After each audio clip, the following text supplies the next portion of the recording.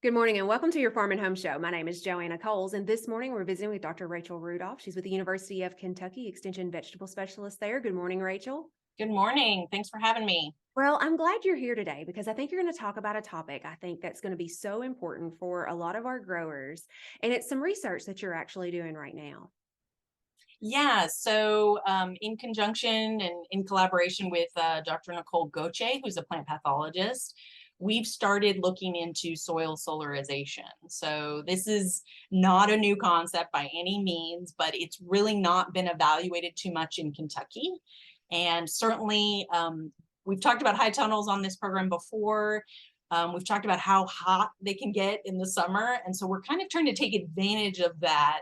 With high tunnel production, it can be really intensive and continuous. So you've constantly got a crop in the soil. That can really lead to a buildup of diseases, plant parasitic nematodes, that kind of thing. And so at some point, you've got to do something about it. And a lot of our growers, either they're organic certified, so they're limited to what they can apply, or they're just not interested in, that's just not their production philosophy. Also with high tunnels, there are limitations to what can be applied in a high tunnel just per EPA regulations and KDA regulations. Soil solarization could be a way to suppress or even kill soil-borne pathogens and plant parasitic nematodes without any chemicals. And it would be something that anyone could do. Early on, when we talked about high tunnels, people talked about, once the soil did get hot, that they might be able to move locations, but that's just not been very practical. Right. So we've got a lot of wind in Kentucky. And so for the most part, although high tunnels are seen as temporary structures, technically, most people do concrete at least the four main corner. This might be a strategy. And so basically it is, you don't want to solarize dry soil. You want it to be pretty wet, about 70% of field capacity. So to put that into perspective, that would be pretty muddy. And so you would get it wet first, make sure that you've at least managed the weeds as best as you can. You don't want weeds growing as you're trying to solarize. And so you're going to put the plastic down. It needs to be clear plastic.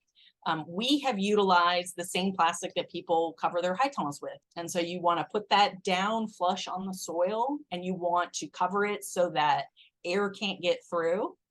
And you just let it cook. There like a sweet spot with temperature or the length of time? Right. And so that is what we're evaluating. And so we've just done preliminary work on this so far.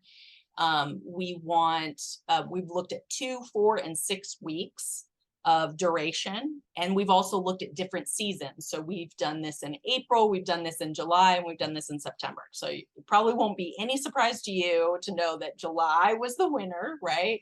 But the thing that really surprised us was that there was no added benefit that we could see. So we were specifically looking at sclerotinia, which is a soil-borne pathogen. So we buried this inoculum, we buried these propagules of sclerotinia basically, and then we dug them up and saw if they were still viable, right? And from a soil temperature standpoint and from the actually killing this sclerotinia, there wasn't any benefit to going all the way to 6 weeks. You could handle it in 2 weeks. And so that's a really big, 2 weeks that's pretty nice. So we also did observe that, early April, we just cannot get the temperatures. It's still too cool. At least this past year, it was still too cool to really get those temperatures.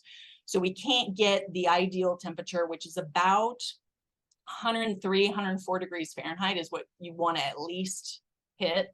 You can't get that until about May. All right. Well, a lot of good information. I know you guys are continuing to do this research. Right. So would look forward to visiting with you as you find out more information. But what a good option for high tunnel growers. And if you have questions, you can always contact your local extension office and we can get in touch with Dr. Rudolph. I appreciate you visiting with us today and telling us about this great work. And if you have questions, make sure to contact your local extension office. Thanks for watching and have a great day.